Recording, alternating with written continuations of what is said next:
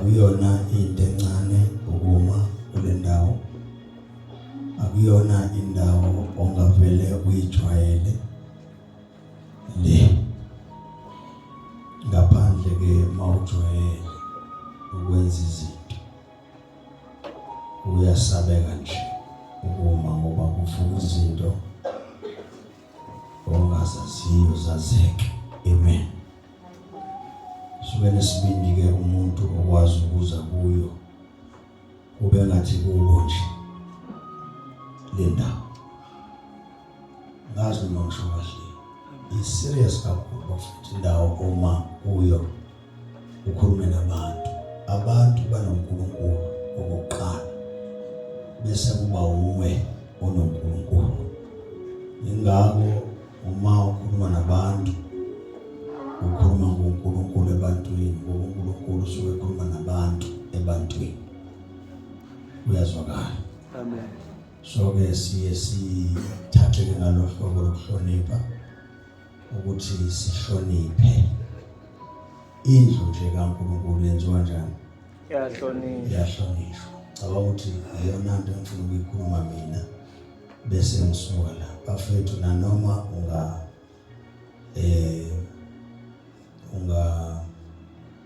abanga ngalolu hlobo, kodwa iqiniso ungezwa kubazali.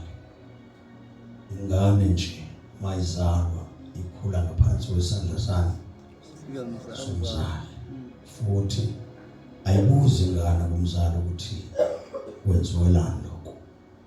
Yenza njengalokho umzali enjani esho. Ngiyizwa. Right, mase ikhulile seyinomuzi wayo, ibe seyishaya umthetho emzini kabani wayo, ngoba isuke senjani sekhulile. Uma nje izelwe ingane, abazali bayifaka inhlanga emzimbeni, ayibuzi ukuthi inhlanga zayo, bayifaka umuthi emzimbeni. Sibona nje sakhula, sikhuliswa abazali, khona isikhathi sasishaya ebusuku kuthiwa kuzobetha ekhaya.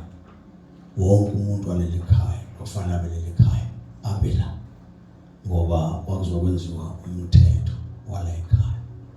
Sasibekwa izinto esicatshwe kunemithi sasifakwa yona ekhanya, moyifakwa kwena ekhanya njenge-light, umuthi kodwa njenge-toshi, umuthi ufakwe emzimbeni yethu. Sakhula nje, sasingakwazi okunye, sasingazi Jesu, sasingazi lutho, singazi uNkulunkulu. Umuntu esasimazi kwakuwubaba nomama. Wasisiza, sadliwa induku, sadliwa uswazi, sakhula nje umthetho osekhaya. Uma ungibuza nje ngomthetho kaChiliza, ngeke ngikugeje, ngakutshela nje ngokunjalo nezinto zakhona, ngingakutshela njengalokho ngizazi izinto zakaChiliza ukuthi zimi kanje, izazenziwa kanje izinto zakaChiliza. Kubalulekile lokho nasekukholweni futhi kwazalwane sikuyeke nje ukushumayela, ukushumayela ukukhotha amavesi. Yabona amavesi mawukhotha ivesi lihle ngoba uyakwazi ukukhuluma ungekho wena kulo. Kuyinto elula le. Ngaxoxela abantu, qinani bazalwane, kuhle uJesu uzonisiza, kodwa mase fika isikhathi la khona wena kuthiwa qina khona ube ngathi uyasukela. Uyazwakala ngoba mawufunda iBhayibheli kuthiwa ngokaJohane, angithi John wenza ukuthi nokuthi leso sikhathi singakafici wena ukuthi kuthiwe ngokwakho. Amen. So ke nasekukholweni ke basana, ngicabanga sengiyakhuluma mina, umshumayeli olandela ashumayele, mina ngiyakhuluma njengobaba ekhaya, ngiyaneluleka namhlanje unyaka. Ngazi umsilo sesingaphi sokuqala, ngithi cani ngilaleleke namhlanje bazwana njengobaba ekhaya noma umambisho. Kunento nje embi kunazo zonke engiyibonayo. Uyazi ukuthi ekhaya mawubaba ukhuza into, kufanele uyikhuze nje, ube uyikhuze ngaphandle kokuthi ayibonge inkosi. Khona lengafanele ukuthi ayibongwe inkosi kuyona. Kuna izinto eziye zibe buhlungu engizibonga nje la esontweni. Uthola ukuthi umambishop nje behleli la nje, kunabantu engibagcobekile. Angithi mawugcoba indoda uba noma ucotshiwe automatically, angithi. So uma Bishop uzobehlela, ngiyakhuluma nje angithi. Njengoba uMbishop ehleli la, akufanele uMbishop esontweni abonakale ehlala yedwa bekhona omama bashumayeli nomama bafundisi. Ngiyashomana ngalo iBhayibheli ngikhuluma kodwa yimi lokhuluma. Ayikho into ebuhlungu bazana njengokugcoba umuntu aphinde angazazi ukuthi uba. So thola umuntu ogcotshiwe uhlele emuva. Uyabona, sasigcobelana kanti.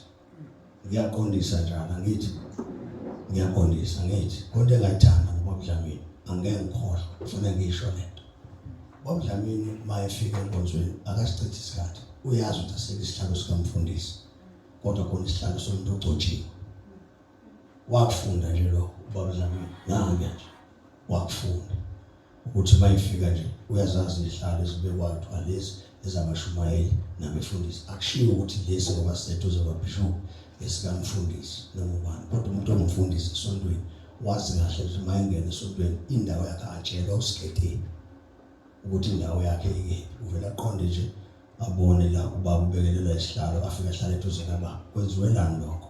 Kwenziwela ukuthi uma kunento engisuke ngiyidinga njengobaba ekhaya, nginamadodana, nginamadodakazi, noma uMbishop unendodakazi ayithumayo ekhaya, mntanami awungikhela amanzi. Uma umama uNgcobo ehlelapha emuva, uMbishop ehlela, uma efuna amanzi uMbishop uzosukuma mina njengoBishop. Kusho ukuthi umama uNgcobo umsebenzi wakhe unjani akawazi, uzowazi mayesesepulpit kuphela, kodwa ukuwenza akawenzi. Uyabona ke? So ke ifanele siqondise lento, iqonde eli ukuthi uma ugcoba umuntu umgcobela, awumgcobeli ipulpit nje kuphela, umgcobela nomsebenzi ukuthi umsebenzi ube lula njengoba kuBishop nje. Uyabona nje mangithi ubaba uMsomi nje behlela, angithi ubaba uMsomi ufike nabazalwane bathi umfundisi wabo, angithi bazokubuza kusasa baba uMsomi bathi hawu ba wenziwa njalo wena mawufika esontweni uhlala emuva, kodwa mawufika la egatsheni uhlala phambili. Uzophendula thini baba uMsomi? Uzothi hayi esontweni kusho ukuthi nje umuntu akanayo, kusho ukuthi laba bazothi hayi kusho ukuthi umuntu akanakekile esontweni asonta kwa, kanti uyena baba uMsomi othi mayesefuna efike esontweni afundise ibandla lakhe ukuthi yena mayesesontweni umfundisi yedwa wase-Adams. Mayefike Adams yena ufika umfundisi, kodwa mayefike esidlweni eduze kababa Bishop ufika omunye umuntu. Yiyo lento yenza division. Uzothi kusasa umlatha ehlele eduze kwami bese kuthiwa ngithanda umlatha kakhulu, kanti lento lokungena kancane kancane ngoba ngilongithuma umlatha. Umuntu ongihloniphayo nje kakhulu la ngizothi kubani umlatha. So ke umlatha ke ngizomsebenzisa kakhulu ngoba umlatha uyangazi ukuthi ngidingani. Ngeke ngikholwe uma ngitshela ukuthi ake ngifanekise uThobani. uThobani nje lobumoya ehlela manje ukademi nje umbona nje ehlela, hayi ngoba ehlela ngoba njani. Bengadlala ikeyboard usuke ekademi ukade nje into eyi-1 ukuthi icathulo ziyangishisa, thatha ukhiye abuze ukuthi imoto uthathe uphaka uzonikeza ubaba faka uphaka kuba uyangikhumula futhi amasokisi wenza umsebenzi wenkosi, akangikhonzi, wenza izwi likaNkulunkulu. Uyabona manje masikhuluma ngezwi kusho ukuthi alenziwa liyashunyayelwa kuphela.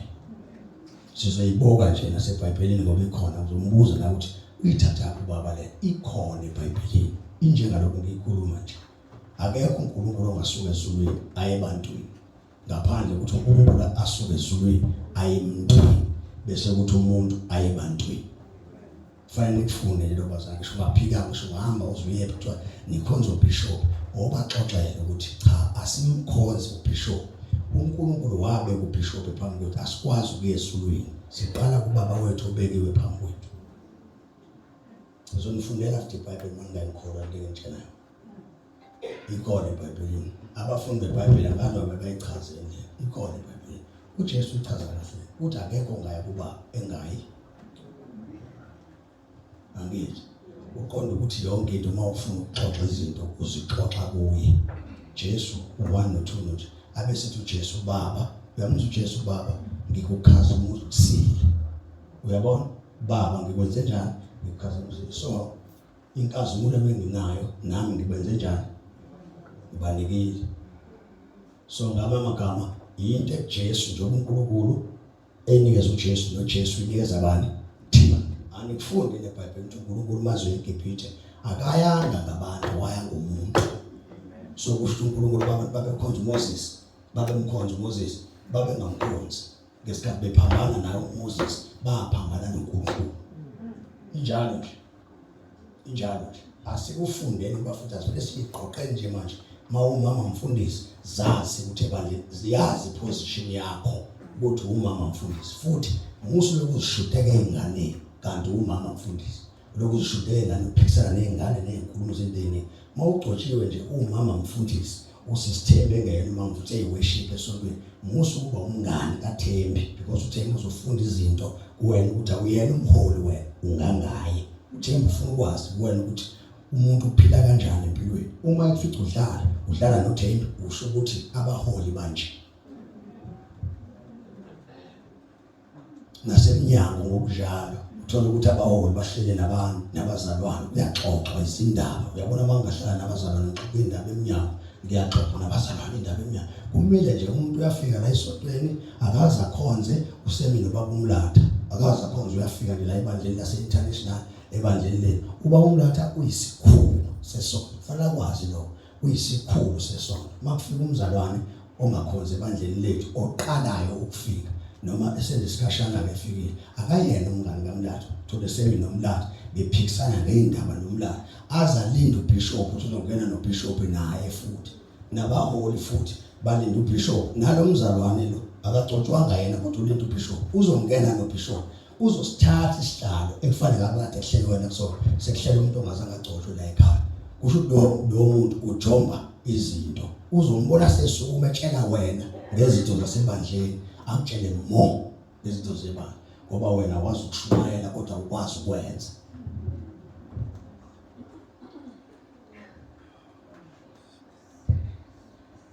Amen. Hallelujah. Ayibonge bantu. Amen.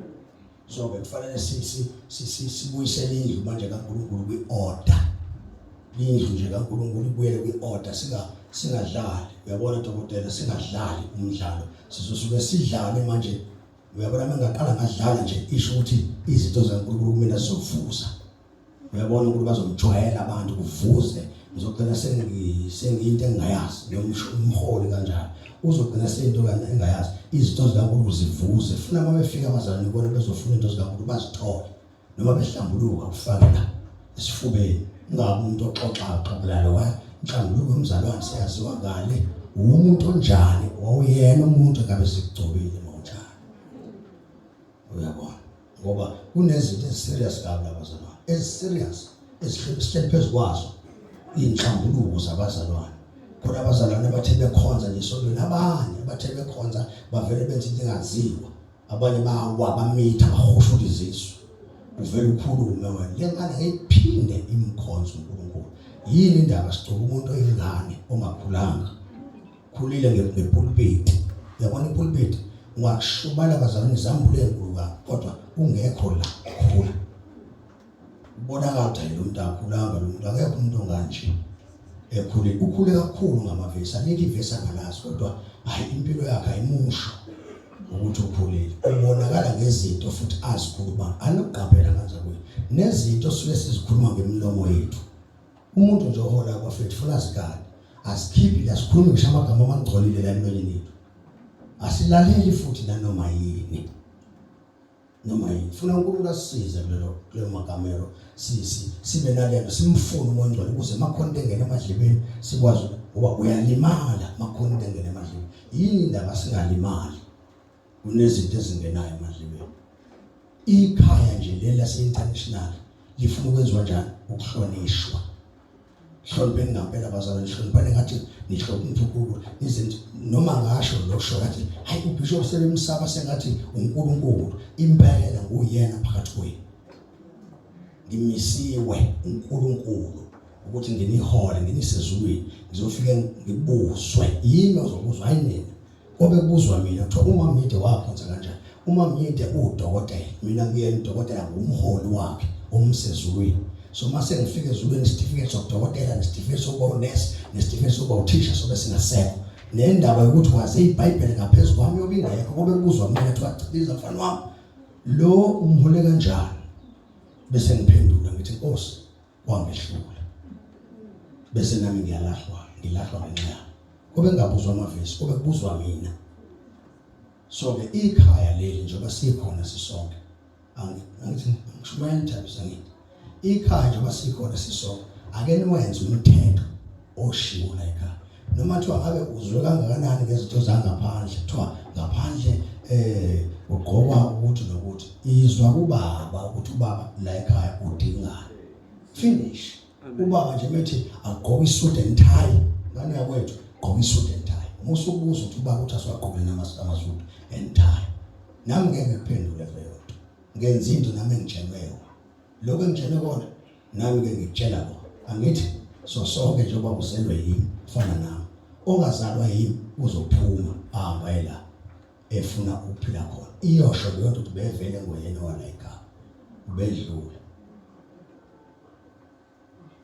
niyayizwa mfethu masithi inkonzo ingena ngo-10 o'clock make sure uba uthe inkonzo ingena ngo-10 angazi ukuthi bazalwane mangingekho enkonzweni uze kuthabisa ngisabise ngoba uzongena umoya omubi uthabisa umzusenisabisa aqamba amanga athi bazalwane ubaba bazalwane uthe esho ungasho aqamba amanga phakathi kwenu niyamukele nandodo lo moya nje niwamukele ukuthi ngithe kanti angisho funa into mangiyishilo ngathi bazalwane siyakhonza uLesihlanu siyakhonza sine camp wonke umuntu wase-international ongezanga uyafona abike baba ngeke kwenzeke ngenxa yalokho ngiyasebenza baba ngizophuma late. Uyayibona into manje siyathandaza thina ngalo uMbishop uyathanda uthandazela ikholo engelona la ekhaya sizoyenza kanjani into njalo ngoba lo muntu uvela kayena umdlwembe. Uyabona ngomthandazela kanjani umuntu njalo ongakwazi ukuhlanganyela nawe ezintweni zonke iBhayibheli funa sihlanganyele nomfundisayo ezintweni zonke. So mangithi asizothandaza musubuza sithandazelana enza lento engitshela yona iza mawungenawo upetrol ugibela usenkonzweni bika phela kusona isono leso bika baba ngeke ngikwazi ukuze enkonzweni kunokuthi mzana uvelulana isho leyona ukuthi awunayihlo awunanyoko awulaleli. Manje ke ngokwenza njalo nikhumbule izinto zakamoya zibuye zehle zokwenzeka enyameni. Uma sewuzela abantwana izingane zakho zizokwenzeka efanayo. Izingane ke nje enyameni uthi uyaphuza ekhaya izingane zivele zenza izinto eziyithandayo. Kwenziwa yile nto yenza uBishop noma uMbishop. Uye athi uMbishop cela amakhosikazi wonke emhlanganweni ungayi. Ngizowacela izingane zakho zonke ukuthi azenze ukuthi ziyongakwenzi. Maze ngakuphendula nje ngesho uMongcwele akutshela athi into ezenza nezingane zingayenzi into ukuthi wena waqala wangakwenza umuntu wayekade all. So njengoba nawe umholi sekwenziwa njalo kuwe. Wameke wazala nje ingane noma kuthiwa ushadile noma ushadana mekwazala ingane nje sumholi waleyo ngane. Ngoba uyayivusa, uyayigqokisa, uyayithethisa, uyayishaya. Isho ukuthi uyayihola manje uyayifundisa le ngane ngithi. Kusho uma ungazange wena ufunde kokufundisile naye ingane ngeke ifunde kulo ifundisayo.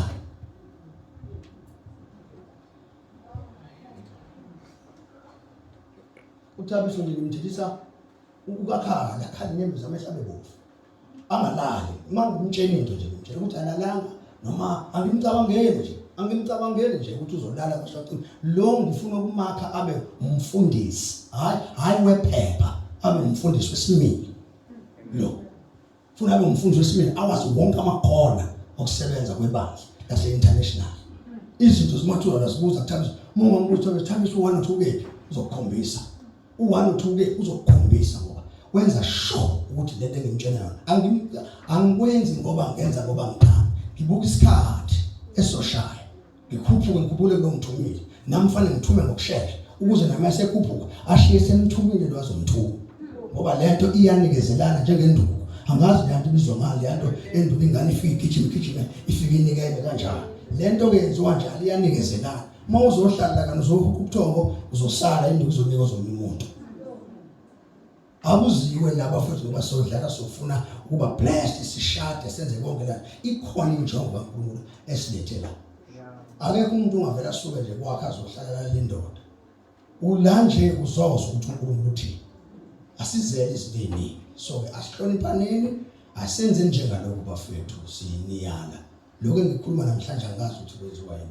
Kodwa ngiyakusho ukuthi mawufuna ukuba indoda kusasa, iba indoda namhlanje. Mawufuna ukuba unkosikazi kusasa, iba unkosikazi namhlanje. Ngamanye amagama izinto uMbishop azifundisayo emankosikazi nasentombeni, iba yiyona mntanami noma kubuhlungu, iba yiyona. Uzombona uNkulunkulu kusasa kuMbishop. Uthi manje ngiyabona ukuthi uNkulunkulu wangibeka phambi kwakho, waba uNkulunkulu kimi, wamkhulisa kodwa. Ngeke umbone uNkulunkulu esuke. Ubani wabona uNkulunkulu uyothenga impilo lempuphu eyonikeza umuntu. uNkulunkulu uthi ngomoya wakhe ungena emntwini. Umuntu asuka ayothenga impilo lempuphu anlethe. Njengalokho kade nenza nje, beningakwenzi ngokuthanda kwenu, nenziswa uNkulunkulu. Ogolozayo ugoloza kuNkulunkulu.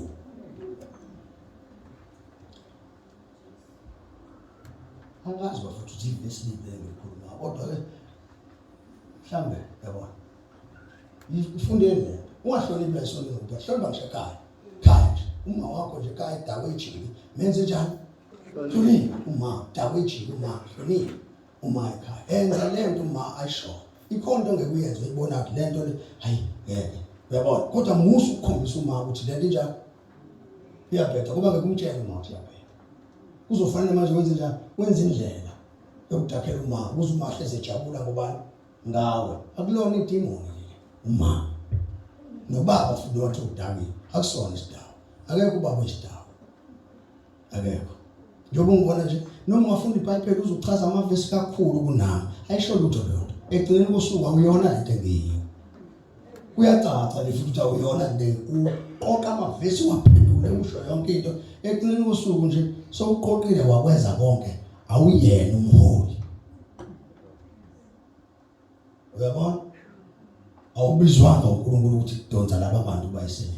Abantu babizwe badonswa yimi. uNkulunkulu ufundisa wena ivesi ukuze ukwazi ukufundisa abazalwane. Kodwa umuntu odonsa abantu ebayisa uNkulunkulu uyi-1 phakathi kwabantu. Singahlonipha leyo nto nje. Angazi bafuna into engikhuluma. Angazi mhlawumbe sifuna siyibuke evesi. Awunifundele incwadi kaHebrew chapter number 5.